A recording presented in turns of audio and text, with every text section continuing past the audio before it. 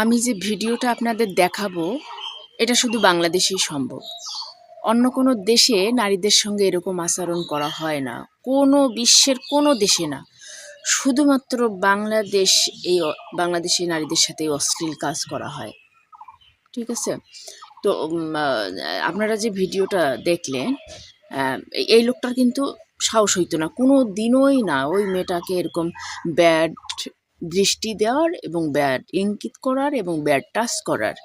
একে কেউ লেলিয়ে দিছে, একে কেউ বলছে যে তুই ওই কাজটা করবি, তোকে আমরা টাকা দিব। আশেপাশে অবশ্যই কিছু লোক ছিল। তাছাড়া এর পক্ষে কোনো দিনই সম্ভব নয় এই ধরনের কার্যকলাপ এই নারীর সঙ্গে করার। এরকম একটা ঘটনা কিছুদিন আগে আমার সাথে বাংলাদেশ ব্যাংকে ঘটছে, রংপুর। তো আমি আসতেছি, ওই লোকটা এর চেয়ে বাজে, এর চেয়ে দেখতে বুড়া, এর চেয়ে কালো, এর চেয়ে সেরকম বাজে। এসে আমাকে কেমন করে দেখলো, দেখে আবার এই যে এরকম এরকম করলো। আমার তো মেজাজ গরম হয়েছে, আমিও একদম দিলাম এই মেটার মতো।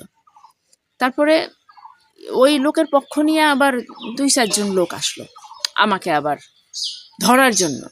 তার মানে বোঝেন, এরা তাকে লাগাইছে যে তুই লাগ, আমরা আসি, কিছু হলে আমরা আসি। ব্যাপারটা এইটাই। ঠিক আছে? তো এটা শুধু এই নোংরা দেশ বাংলাদেশেই সম্ভব, অন্য কোনো ভদ্র দেশে এই ধরনের কার্যকলাপ সম্ভব না। প্রত্যেকটা দেশে নারী বাইর হয়, তা তো বাংলাদেশে তো ভালো পোশাক পরে নারীরা বের হয়, তারপর তাদের সাথে এরকম করা হয়। ঠিক আছে? তো বোঝেন কত অশ্লীল বাংলাদেশ। এই ধরনের লোক এই ধরনের সাহস পায়। ভদ্র ফ্যামিলির সন্তান, শিক্ষিত ফ্যামিলির সন্তান তো এরকম সাহস পাবে না।